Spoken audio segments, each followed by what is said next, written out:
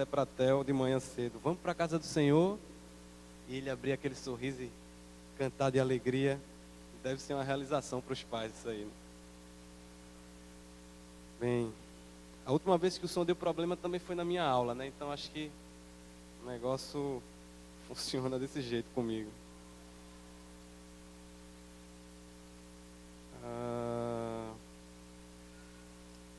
Vamos fazer mais uma oração para que Deus nos abençoe e nos conduza aqui nesta aula.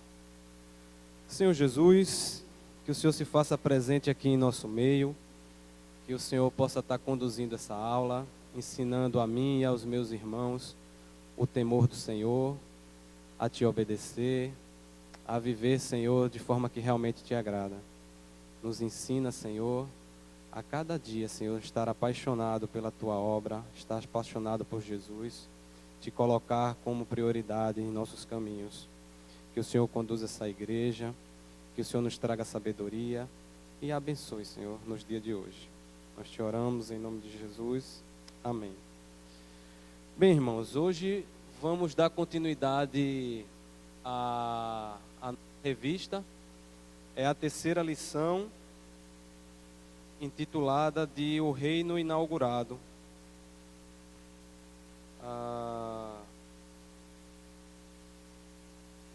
O que nós vimos até aqui, né? Essa é a terceira lição. E na primeira lição vimos o lugar da escatologia na vida cristã. Trabalhamos um pouco sobre o conceito de escatologia, que é as verdades e os estudos dos últimos dias, ou daquilo que está para acontecer. Então, entendemos um pouco que a escatologia ela se faz presente também nos nossos dias hoje, porque precisamos alimentar a nossa fé, e a nossa fé ela é justamente a esperança naquilo que nós não vimos e nós ansiamos que venha a acontecer.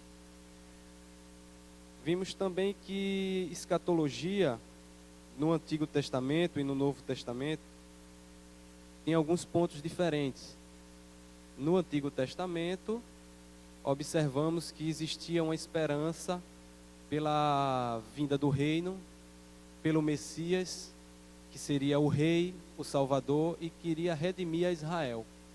Então essa era a esperança do povo de Israel. E tudo isso, ou 90% disso, se cumpriu na primeira vinda de Jesus. Por isso que a escatologia do Novo Testamento ela é um pouco diferente da do Antigo Testamento. Porque as promessas do Antigo Testamento, eles se cumpriram.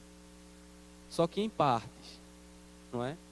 E no Novo Testamento, podemos observar também que existia uma certa diferença entre aquilo que era pregado no Antigo Testamento.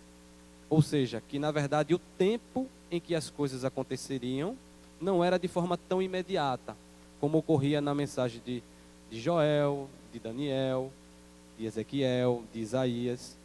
E podemos perceber que existia uma certa cronologia dos fatos. E por isso que eu trouxe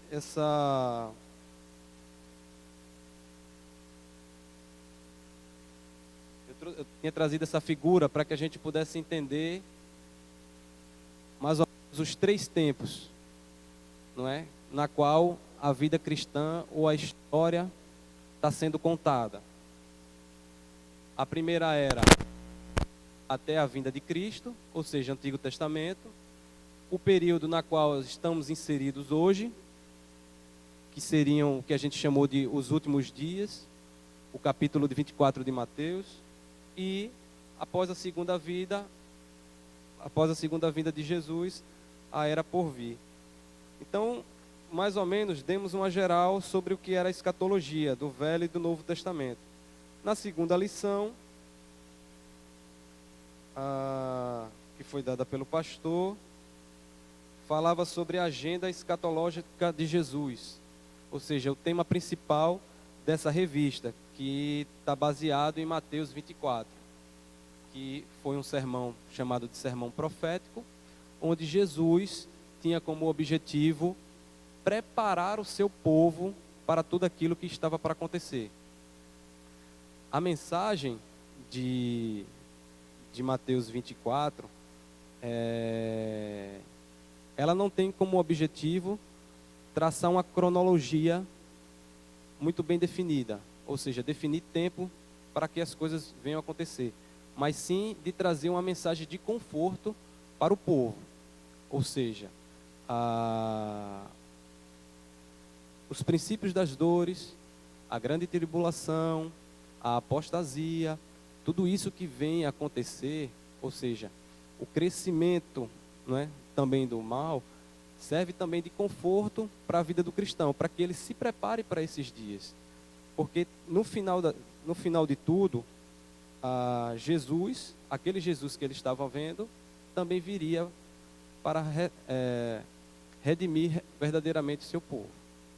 Então, a agenda escatológica que Jesus apresenta no capítulo 24 de Mateus tinha como objetivo estar gerando conforto, porque havia uma ansiedade no povo, e também nossa hoje, de quando essas coisas vão acontecer, não é? Mas o tempo exato de cada coisa não está definido, não é? Mas é fato que precisamos nos preparar para essas verdades, não é? E essas duas primeiras lições são mais ou menos uma introdução daquilo que nós vamos ver agora em parte nas aulas. E a terceira parte é justamente a terceira lição sobre o reino de Deus, que é uma das primeiras características da presença de Jesus hoje em nosso meio. Então, o texto que nós temos aí na lição é o texto de Daniel. Daniel capítulo 7, como vimos, o próprio Antigo Testamento, ele já falava desse reino, ele já prometia o reino de Deus se fazendo presente aqui na terra. Então Daniel capítulo 7, ele diz o seguinte: eu estava olhando nas minhas visões da noite, e eis que vinha com as nuvens do céu um como o filho do homem, e dirigiu-se ao ancião de dias, e o fizeram chegar até ele. Foi-lhe dado domínio e glória e o reino, para que os povos, nações e homens de todas as línguas o servissem. E seu domínio é domínio eterno, que não passará, e o seu reino jamais será destruído. O interessante do livro de Daniel é que a mensagem central de Daniel é também uma mensagem de conforto. Lembrando que Daniel, ele viveu justamente no período em que o povo de Israel foi exilado na Babilônia. Ou seja, o povo estava sofrendo. Aquela mensagem de que viria um reino, viria um rei e queria restaurar Israel, não estava se fazendo presente naquele momento. O povo de Israel estava sofrendo na mão dos babilônios. Sabia que a sua cidade, Jerusalém, estava destruída, estava arrasada, e eles precisavam de algo que lhes desse esperança. Então o livro de Daniel, ele traz essa mensagem. Primeiro Daniel, ele conta 6 episódios de livramento.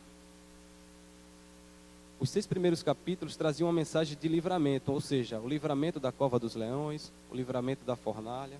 Então eram 6 livramentos que Daniel contou ao povo, com a ideia de mostrar que Deus continua no seu trono e continua a livrar o seu povo. Só que depois desses 6 livramentos que Daniel contou, vieram 3 visões com o objetivo de que Daniel mostrasse ao povo de que nada poderia ser tão pior que não viesse a piorar ainda. Nada era tão ruim que não pudesse piorar. Então, o objetivo daquelas visões de Daniel era também fortalecer o povo ou preparar o povo para dias piores. Assim, fazendo um paralelo com a mensagem de Jesus no capítulo 24 de Mateus. Também uma mensagem de esperança, onde o povo estava sofrendo, mas que Jesus nos prepara para dizer, olha, dias piores ainda virão. Então, Daniel, assim como Mateus 24, também nos traz uma ideia de esperança. E nesse versículo 13 e 14, podemos observar a mensagem que era aguardada no Antigo Testamento, ou seja, o Filho do Homem. Essa expressão, Filho do Homem, nós podemos observar nos evangelhos sinóticos, Marcos, Mateus e Lucas, que ela aparece 69 vezes, se dirigindo a Jesus, né? No evangelho de João aparece mais 12 vezes, todas se referindo a Jesus Cristo como sendo o Filho do Homem, no sentido de que esse Filho do Homem, ele virá e ele terá domínio sobre toda a terra, e o seu reino não passará, seu reino jamais será destruído. Então essa esperança firme de que o reino estava vindo era constante nas pregações dos profetas do Antigo Testamento. Então começamos a perceber e a pontuar sobre o reino desde o Velho Testamento.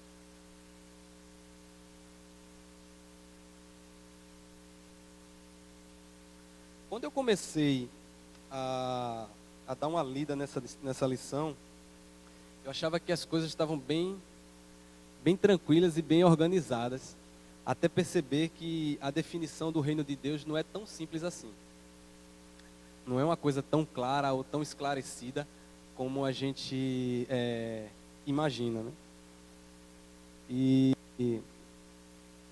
uma das primeiras coisas que a gente precisa entender é como tentar definir esse reino de Deus.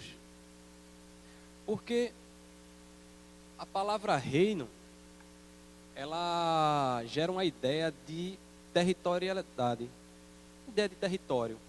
Quando a gente hoje divide a terra, e a gente divide a terra em países, em estados, a gente consegue ter os limites e a localização bem definida, né? Antigamente a gente dividia a terra em reinos, né? O reino da Espanha, o reino da Inglaterra, o reino de Portugal. Por exemplo, o Brasil ele fazia parte do reino de Portugal.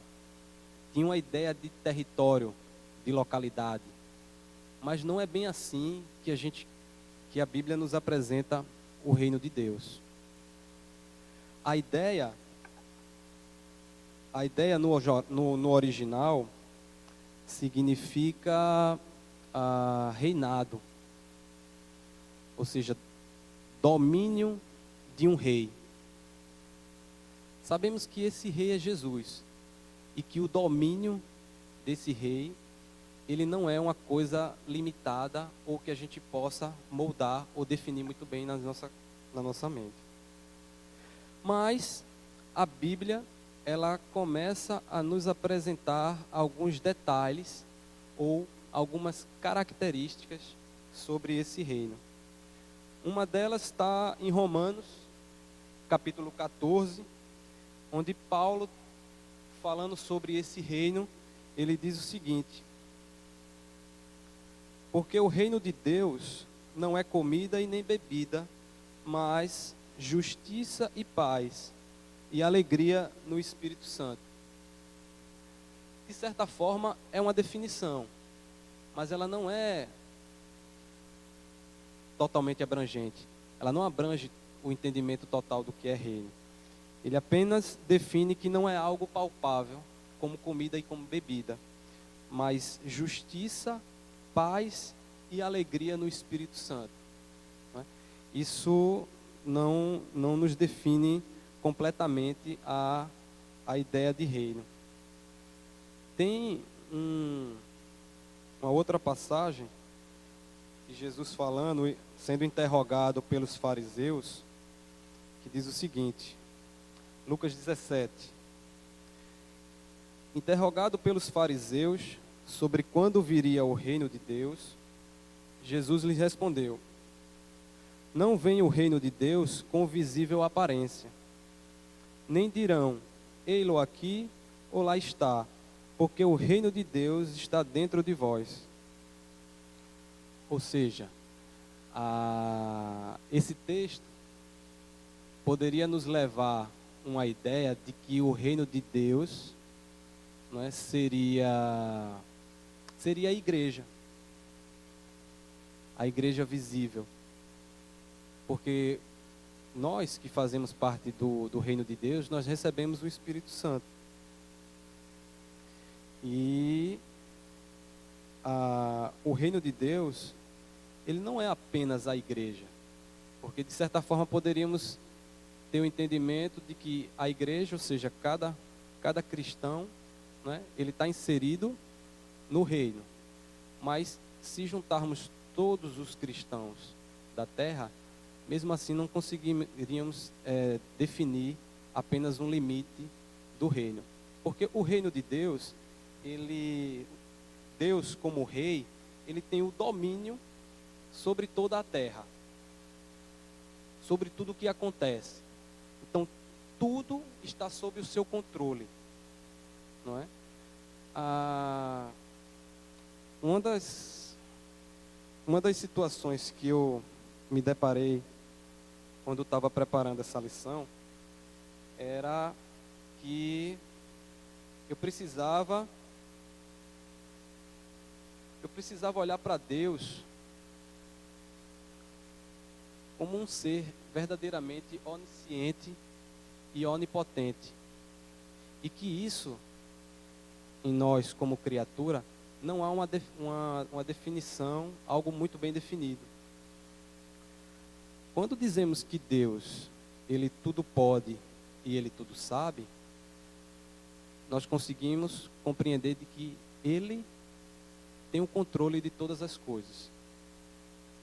Nós conseguimos compreender de que os decretos de Deus, aquilo que Ele definiu do que vai acontecer na sua história, faz parte desse domínio e desse controle.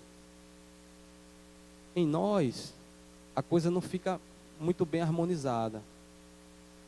Por isso que a gente precisa usar da fé para ter o entendimento de que verdadeiramente todas as coisas estão no controle do Senhor. E esse domínio, esse controle que Deus ele exerce sobre todas as coisas, é mais ou menos a dimensão do reino.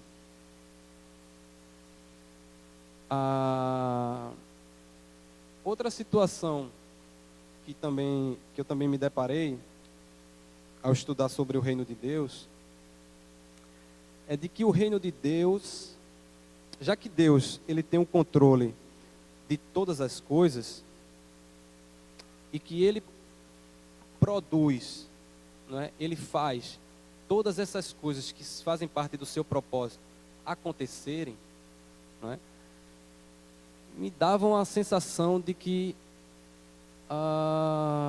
esse reino que está sobre o controle do Senhor, ele é de certa forma infalível e ele vai gerar em mim, não é, aquilo que é a vontade do Senhor acontecer.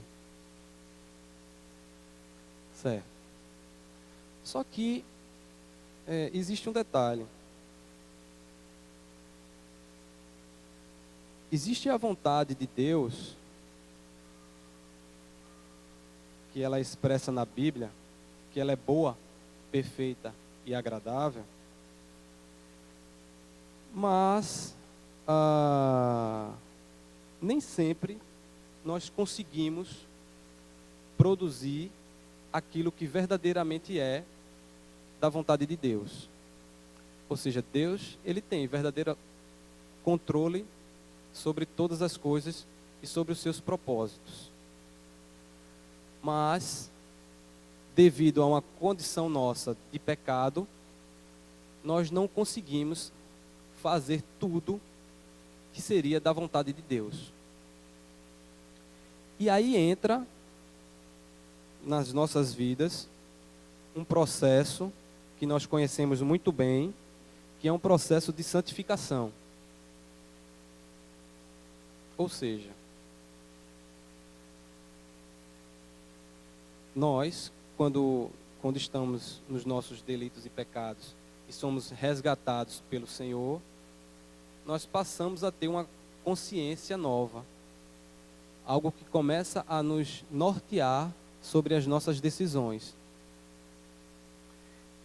E esse caminho, e esse processo de santificação, onde nós cristãos passamos a fazer mais e a cada dia mais o que é da vontade do Senhor, isso é verdadeiramente estar sobre o domínio do reino de Deus. Ou seja, o reino de Deus, ele, como é apresentado lá na parábola da mostarda, que ele é um grãozinho bem pequenininho e começa a germinar até que se vira uma árvore frondosa e as aves fazem ninho, mostra que o reino de Deus, ele é um processo crescente na vida do cristão, né? Assim como é um processo de santificação. Ou seja, é um processo de conhecer o que é a vontade de Deus. E esse reino, se a gente pudesse personificar o que é verdadeiramente o reino, nós conseguiríamos personificar na pessoa de Jesus Cristo.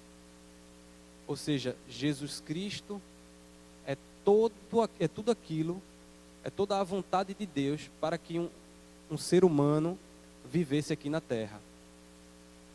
Ou seja, a vontade de Deus, né, tudo que Deus gostaria que nós, como seres humanos, vivesse e praticássemos, ela é espelhada na vida de Jesus. Por isso que a gente consegue perceber que Jesus Cristo, não é? Ele e o reino, não é? Ele muitas vezes ele se confunde com relação a isso. Mas vamos passear por alguns textos para entender melhor essas questões do reino, algumas características. Alguém quer falar alguma coisa? Estou complicando mais que explicando.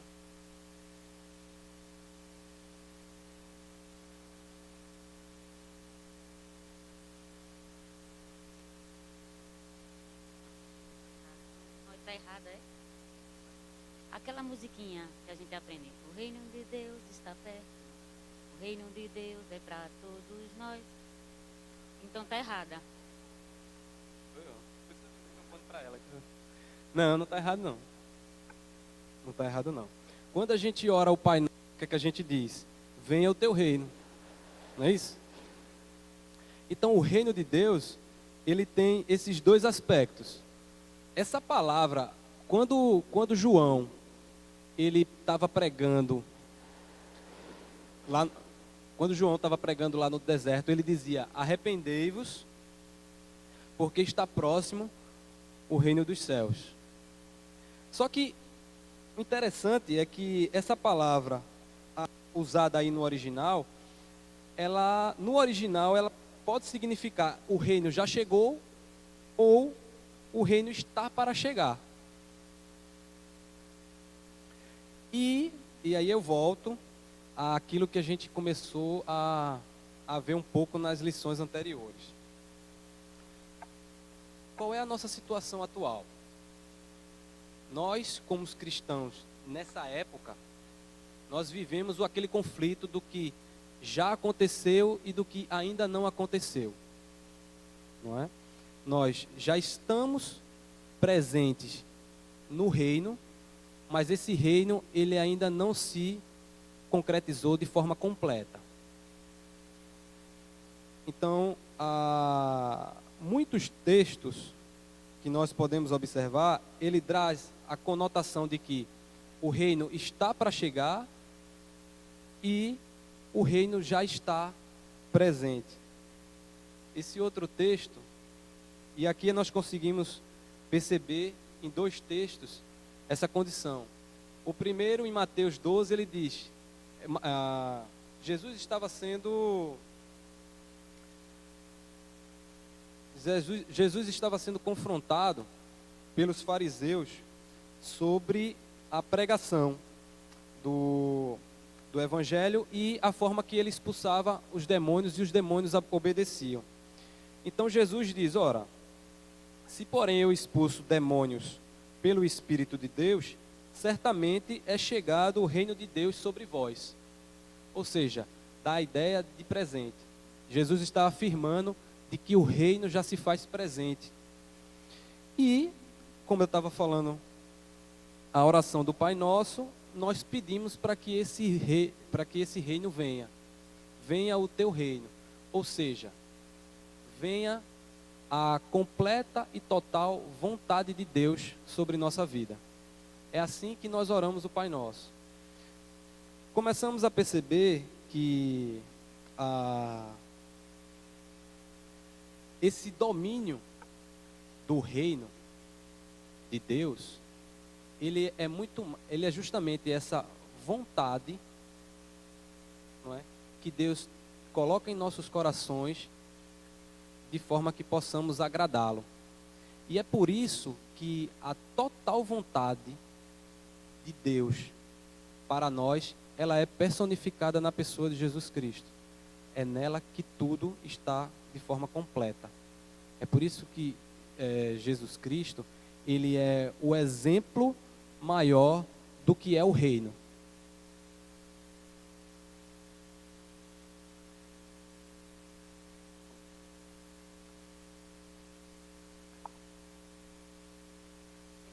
Entendi. É uma definição só, mas com duas perspectivas diferentes. Tipo assim, quando Jesus entra em nossa vida, nós estamos com o reino de Jesus aqui na terra através da santificação. E quando o reino está para vir, seria o reinado de Jesus sobre a terra, que seria perfeito. Esse reino pleno. Mais ou menos isso? É mais ou menos isso. Não é, como eu estava falando, irmãos, a grande dificuldade que eu encontrei é de pegar algo e definir de forma concreta. Olha, o reino de Deus é isso aqui, ó. Ele está moldado nesse conceito. Aqui nós conseguimos preencher todo o entendimento daquilo que é verdadeiramente o reino de Deus. Mas não é tão simples. Por quê? Porque o conhecimento sobre reino de Deus, ele é de forma progressiva, assim como é o conhecimento, assim como foi o conhecimento do Antigo para o Novo Testamento. E nós só conseguimos observar e perceber essas definições daquilo que é reino mesmo, usando os textos bíblicos. Então nós podemos afirmar de que Deus, o reino de Deus, ele está presente em toda a terra, em todo o mundo, não é?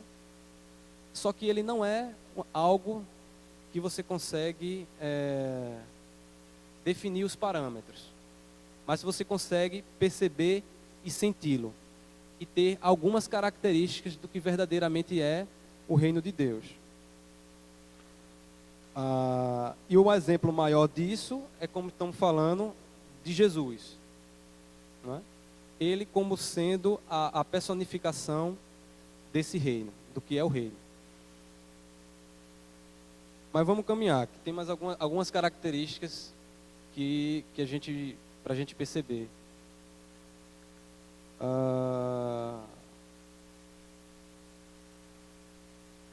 Jesus, lemos um texto onde vimos João pregando arrependimento para o povo de Israel. Aí lá no capítulo 11 de Mateus, percebemos que João manda seus discípulos perguntarem para Jesus se ele era realmente aquele que estava para vir. Eu, quando li esse texto, eu dizia, rapaz, por que João teve dúvida? Logo João, né? Como é que João teve dúvida de quem era Jesus, se foi João mesmo que o batizou? João, irmãos, ele foi o último dos profetas. Ou seja, tudo aquilo que foi vivenciado no Antigo Testamento, ele terminou ali com João. Por isso que tem um texto que diz, eu coloquei esse texto aqui, que João era o maior entre os homens, mas aquele que é menor no reino é maior do que João. A ideia desse texto, irmãos, é que aquele que nasce, aquele que está presente depois de Jesus, ou seja, ele já está presente, o cristão, né? Que o cristão que é convertido após Jesus, não é? Ele já está se fazendo presente no reino. Nesse sentido, ele é maior do que João, porque João ele foi, na verdade, o último entre os profetas. Mas João, ele teve dúvida sobre verdadeiramente se Jesus era esse rei, esse Messias que estava sendo esperado. E ele perguntou em Mateus 11, e Jesus respondendo disse-lhes, ide e anunciai a João o que estás ouvindo e vendo. Os cegos veem, os coxos andam, os leprosos são purificados, os surdos ouvem, os mortos são ressuscitados e os pobres está sendo pregado o Evangelho. Veja que Jesus, ele dá umas características daquilo que estava acontecendo naquele momento que não acontecia no passado. Ou seja, milagres, pregação do Evangelho, purificação, expulsão de demônios, algo que não estava acontecendo na época dos profetas, mas que pelo reino se fazer presente na terra, aquela condição havia mudado. E em Mateus 3, João, aí é João falando, ele diz, eu vos batizo com água para arrependimento, mas aquele que vem depois de mim é mais poderoso do que eu, cujas sandálias não sou digno de levar. Ele vos batizará com o Espírito Santo e com fogo. A sua pá ele a tem na mão e limpará completamente a sua eira. Recolherá o seu trigo no celeiro, mas queimará a palha em fogo inextinguível. O que se pregava até João, os profetas, é de que quando o Messias, o rei, viesse, ele ia separar aqueles que eram seus no celeiro e aqueles que não eram seu, ele iria colocar no fogo inextinguível. Então, João, que pregava arrependimento, não é porque estava próximo do reino dos céus, ele tinha esse entendimento de que o rei, Jesus, quando ele viera, ele iria fazer isso, iria produzir essa separação. Só que ele não estava observando, no ministério de Jesus, a queima da palha. Ele estava observando os milagres, a graça, o amor de Deus, o evangelho crescendo, mas ele não observava a palha queimando. Ou seja, essa separação, ela não estava acontecendo. É aí que nós começamos a perceber que aquilo que vinha sendo pregado no Antigo Testamento, nesse período, ele é dividido. Ou seja, nesse atual estágio, Jesus, ele está fazendo o evangelho crescer, ele está acontecendo os milagres, a derrota de Satanás, até que venha um dia em que a palha e o joio será queimado. Então, é aí que nós começamos a perceber essa distinção de tempos e de eras, né, daquilo que era pregado antes. Então, essa era a dúvida de João. Ora, se a promessa dizia que o rei, quando ele vier e instaurar o seu reino, ele vai fazer separação entre aqueles que são justos daqueles que são ímpios. Ele vai recolher o seu trigo no celeiro, mas queimará a palha em fogo inextinguível. Por que isso não está acontecendo agora com Jesus? Então essa era a dúvida que estava no coração de João. Mas aí Jesus diz, olha, diz a ele que os cegos veem, os coxos andam, os leprosos são purificados e aos pobres está sendo pregado o evangelho. Aqui nós já conseguimos observar algumas características do que é o reino de Deus presente aqui na terra a partir de Jesus.